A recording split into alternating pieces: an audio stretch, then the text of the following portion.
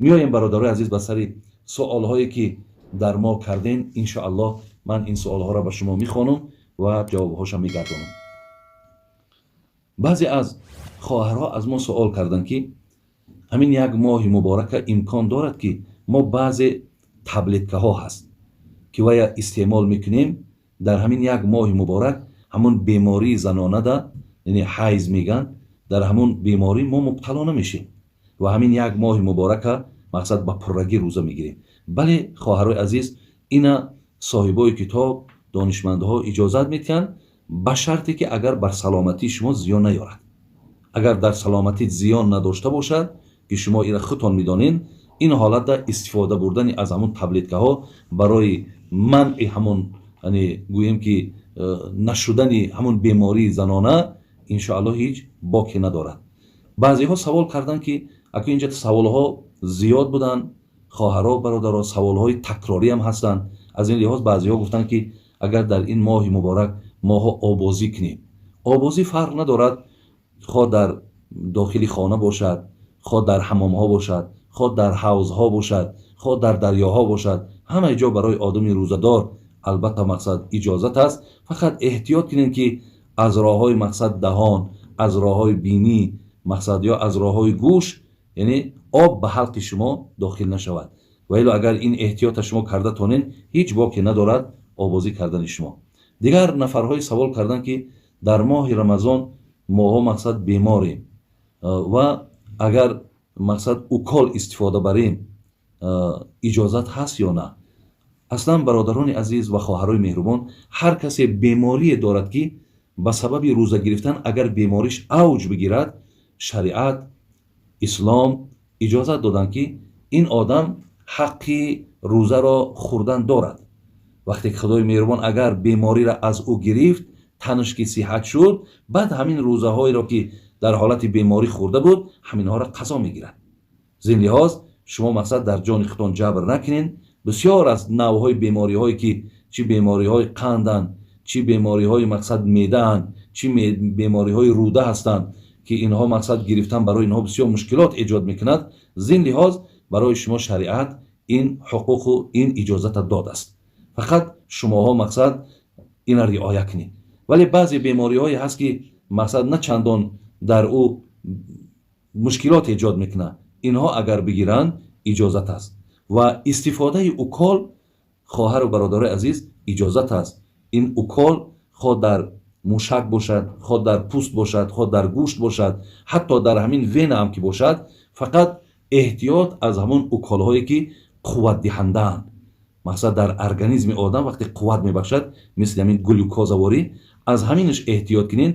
دیگر هر اوکالی که شما مثال میگذرانین، خواه برای تبابت دنداناتان باشد، خواه برای مثال پس کردن تب باشد، یا برای مثال پایان بردن فشار خون باشد، هر اوکال هایی که باشد فقط قوت دهنده نباشند هیچی باکی ندارد. اجازت است که شما از اینها مقصد استفاده برید. خب نفری گفتن که اگر من سهوا روزه رو میخورم، از یادش میبراید و خواه میخورد، خواه مینوشد، خواه حتی بازنش هم خوابگی میکند، بعدا میفهمد که وای روزه دار است. این حالت در روزه شما باقی است. شما دوام روزه هم روزه بدارید، یعنی روزه شما از این حالت شکستگی نیست، زیرا که اینها قصدا نشدن، همه اینها سهوا یا به فراموشی شدگی‌اند.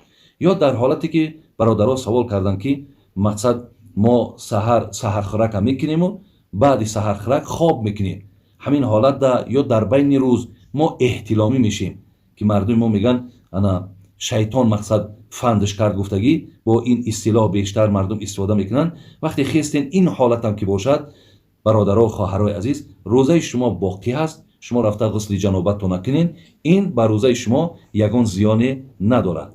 در ماه رمضان سوال کردن که اگر حجامت کنیم، حجامت به همه علک معروف و مشهور است. خب و همچنان خونسپاری هست که امروز در مثال جمهوری ما هم یا در کجایی که شما قرار داشته باشین، برادرها مثال 300 گرم و 400 گرم خون میسپارند تا که اون خون با برای یگان برادرای دیگر یا خواهرای دیگر یک یارده می شود. حجامت و خونسپاری بر روزه شما زیان ندارد. در رمضان پیامبر نازنین ما هم حجامه میکردن، برای همین یگان باکی ندارد. دیگر سوال کردن گفتن که агар мо дар ҳолати рӯзадор будему, яке ба бемории занона мубтало шидем. Мақсад нисфи рӯз рӯзадор буд, яке аз нисфи рӯз ӯ тараф мисол ба ҳамун бемории занонаш мубтало шид. оё ҳамин метавонад ки рӯзаро давом диҳад? Не, инҳо наметавонад. вақте дар ҳолати ҳайз ё дар ҳолати нифос агар касе рӯза ҳам ки гирад, рӯзаш ҳисоб намехӯрад. шумо ки сиҳат шуден, намозҳотон назди аллоҳи меҳрубон бахшида шудааст.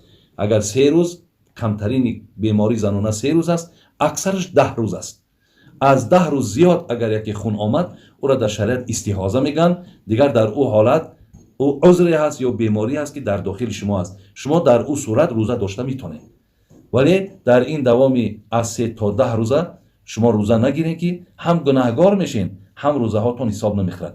вале баъди сиҳат шудан шумо ин рӯзаҳоро дар ғайри моҳи рамазон қазо медоред, вале намозҳотон аз гардантон соқит аст. саволи дигаре ки омадан гуфтанд дар чашм дору чакондан. дар чашм дору чакондан бародаро хоҳарои азиз рӯзаро намешиканад. ира мақсад ҳам монанди сурма гуфтанд.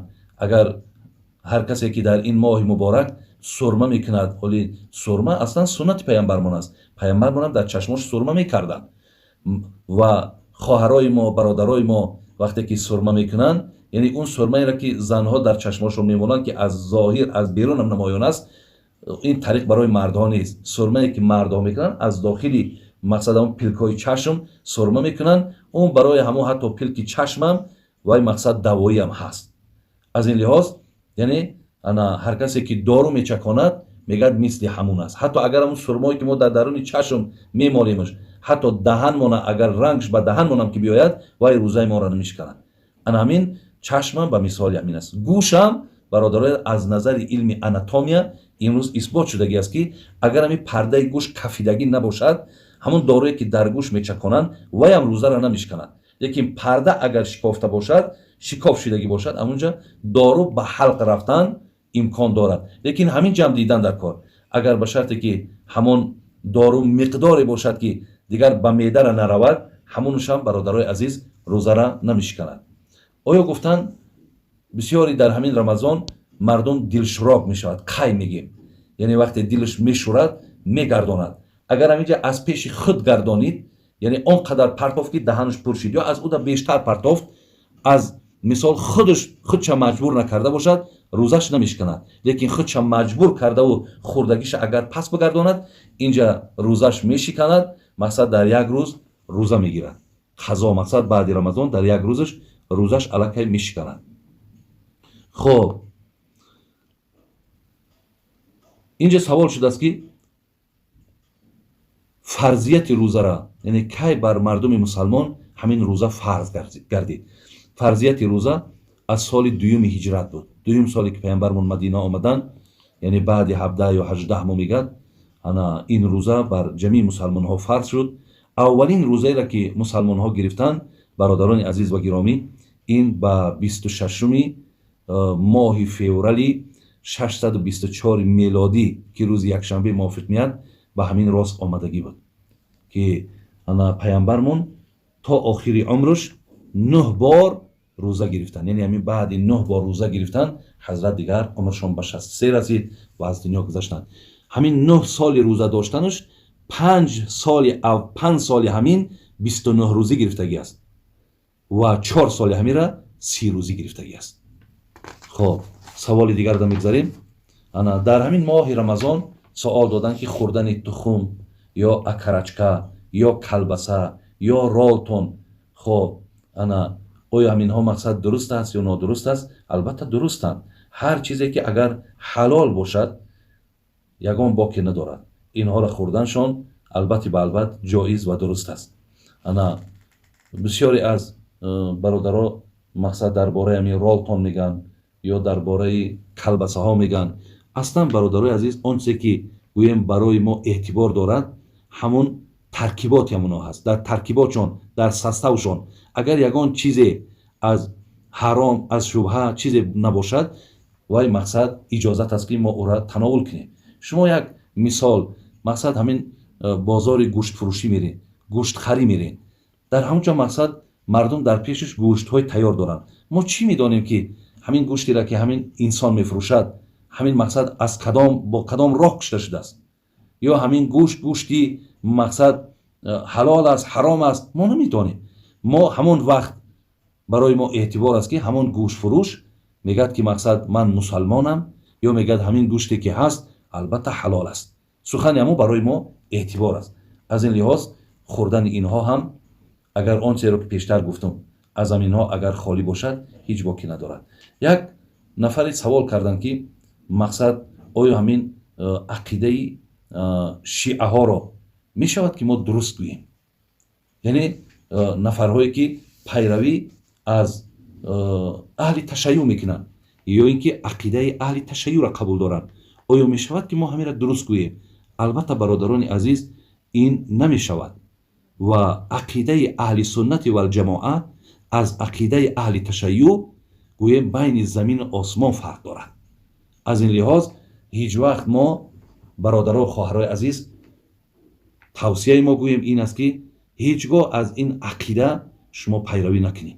هیچگاه اگر شما خواهید که پیامبر نازنین از شما راضی باشد، الله مهربان از شما راضی باشد، همین راهی را که ما انتخاب کردیم عقیده اهل سنت و الجماعه، خب چه حنفی باشد، چه مالکی باشد، چه حنبلی باشد، چه شافعی باشد، خب اینها خواهرها و برادرای عزیز همه عقیده هستند که از قرآن و از حدیث جمع آوری شدن. زین لحاظ من شما را علاوه خصوص مردم تاجیکستان که من هرگاه سفرهای بیرونم داشتم درونم داشتم دائم توصیهم همین است، از پیروی مذهب امام ابو حنیفه هیچگاه یگان وجبم بیرون نشوید. ان شاء الله همین امام شافعی، همین امام احمد حنبل، همین امام مالک، همه اینها برادرای عزیز و گرامی دوستدارهای امام ابو حنیفه بودند. اینها حتی خودشان در علم در تقوا دائم پایانتر از ابو حنیفه نشان میدادند. زین خاطر من به خاطر آن نه که من تعصب داشته باشم، به خاطر آنه که خود عزیزا و بزرگا خود قائلند که ما در فهمیش و در علم و در تقوا و در همه جهت از ابو حنیفه ما پایانتر هستیم. این بزرگی اونها را نشان میداد. زین لحاظ پیروی از این مذاهب چهارگانه برادرای عزیز بنهایت خوبتر و بهتر و لازمتر در کارتر است. هیچگاه از این عقیده پیروی. من زمانهای خطیب بودم برادرای عزیز، حتی در کلاب در همون منبری که می نشستم می آمدم گاه گاه در زیرش مکتوب ها می افتم. در مکتوب وقتی که من از ابوبکر و عمر و عثمان و از ابو هریره و از اینا وقتی تعریف میکردم توصیف میکردم در همون کاغذ ها در نسبت همین بزرگا حقارت ها می نوشتم که مقصد من اون را خانم و طبیعت و مقصد خیره شود، لیکن طبیعت من خیره نمیشد، بلکه من پناه طلب میکردم و با مردم میفهموندم که دادرای عزیز این راه را انتخاب نکنید که شما در راه کفر و ضلالت رفتید. از این لحاظ حتی در روسیه هم که بودم ما با یک اهل شیعه هم بحث و مناظره شدیم. حتی دیدم که در اونجا هم از همین تاجیکای ما، ولی بعضی‌هاش در زندانن، از همین تاجیکای ما رفته در همونجا مردم ترغیب و تشویق با شیعه کردگیان. از این لحاظ از تاجیکا علل خصوص بسیار خواهش دارم در همون مکتب‌ها، علل خصوص مکتب‌هایی که در تهران و در قم و در دیگر منطقه‌هایی که هستند، حتی عالم داریم در همین تاجیکستان حاضر زنده و حیات است که خودش میگه که من نفرهای را در اون شهرها هم صحبت شدم که اونها گفتن که ما احکام عقیده را قبول کردیم و یکی تاجیکستان که رفتیم همین عقیده ما را پوشیده نگه می‌داریم، یعنی این را ما آشکار نمیکنیم که ما همین خیر عقیده داریم. این عالم با شنیدگی من میگه من گفتم که این عقیده را باید شما نمیگرفتین و حتی در تاجیکستان هم که باشین این عقیده را پوشیده نگه ندارین، بلکه از این عقیده بیزار باشین، شما همون عقیده امام ابو حنیفه را بگیرین. زین لحاظ هر کسی که در این اعتقاد هست، من همچون یک برادری مسلمان، من همچون یک فهمیش و درکی را که از قرآن از حدیث کردم برای شما مراجعتم همین است که داخل نشوین در این عقیده و در این راه که شما فردای قیامت البته به البته پشیمان میشوین، زیرا این راه بسیار راه خطرناک است. راهی هست که فقط یک مذهبی هست که یک راهی هست که فقط حقارت میکنی، فقط باید تو در داخل حقارت باشی. زین لحاظ یک مذهبی ساخته است. این اصلش گیری اگر همون عبدالله ابن سبع یهودی گویم سازگار و تشکیل کننده انا همین عقیده اهل تشیع هستند. من در این بابت سخنهای زیاد دارم، ولی این قدر گفتنیم که برادرها و خواهرای عزیز هیچگاه فرزندان اهمیت این که این راه را قبول نداشته باشند. دیگر مراجعت من به دیگر مردمی که مثال خداشونه وهابی میگن یا سلفی میگن یا ترغیبی میگن یا تشویقی میگن یا مقصد اخوانی میگن یا هر چیزی که میگن، برادرای عزیز و گرامی، هدف شما اگر الله را شناختن باشد، هدف شما اگر پیروی از سنت پیامبر باشد، هدف شما اگر مسلمان زیستن باشد، ان شاء الله از همین راه مذهب ابو حنیفه به همه همین خوبی ها ما و شما میرسیم. الله مهربان شما را توفیق دهد، زیرا که من در این بابت تاکید ان شاء الله فکر میکنم که همینش برای شما کفایت میکند. اینجا در باز چندین سوال های دیگر هم انا برای ما آمده است، لیکن میخواهم باز ان شاء الله برای شما در هفته های آینده، یعنی ارادم همین است که باز در همین جمعه که در پیش آمده ایستاده است، همین ساعت 9 با وقت دوشنبه باقی مانده سوال های شما را من جواب گویم و با سوال هایی که تا این زمان به من میرسد ان شاء الله برای اینهاش هم برای شما جواب میگردانم. خداوند همه شما را نگهبان باشد. و امروز بسیاری خواهرها و برادرها و مادرایی که از این تاجیکستان من در زنگ میزنن میگن که در حق فرزندامون دعا کن که در غریبی ان و مردم مقصد در یک حالتی بسیار ترسن که مبادا فرزنداشون مبتلای این بیماری نشوند. خدای مهربان ما دعا میکنیم که الله مهربان تمام این فرزندای ما را، تمام مردم ما را در حفظ امانش نگهبان باشد، از این دردها خدا نجاتشون دهد. بازم تاکید میکنم برادرایی که علاوه خصوص در این ماه مبارک شما برادراتون را دستگیری میکنین، از مالهای زکاتون اونها را تامین میکنین، خدا باز هم مالهاتون را زیاد گردونه، باز هم در پناه رحمت اسمتش نگهبانتون باشه.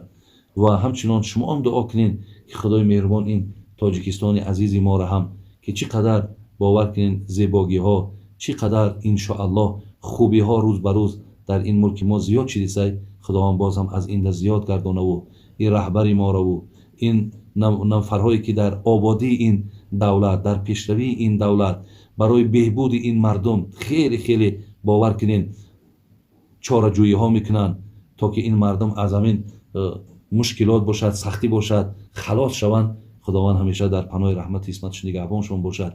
خداوند همیشه این ملک ما را همین حاضر آرامی و تینجی که بهترین نعمت است که ما را فرا گرفته است که آزادانه برادران عزیز در خانه دیگر میریم میشینیم، صحبت هامون میکنیم، همچنان مقصد در بیرون ها آزاد میگردیم. شکر الله مهربان میکنیم که خدا این نعمت در ما برقرار و بردوام نگه دارد و خدای مهربان ایمان هامون کامل کند، محبت و اخلاص هامون به دین خدا باز زیاد کند و این توفیق ماه مبارک روزه داشتنش بر یکایک ما و شما نصیب گرداند. السلام علیکم و رحمت الله و برکاته.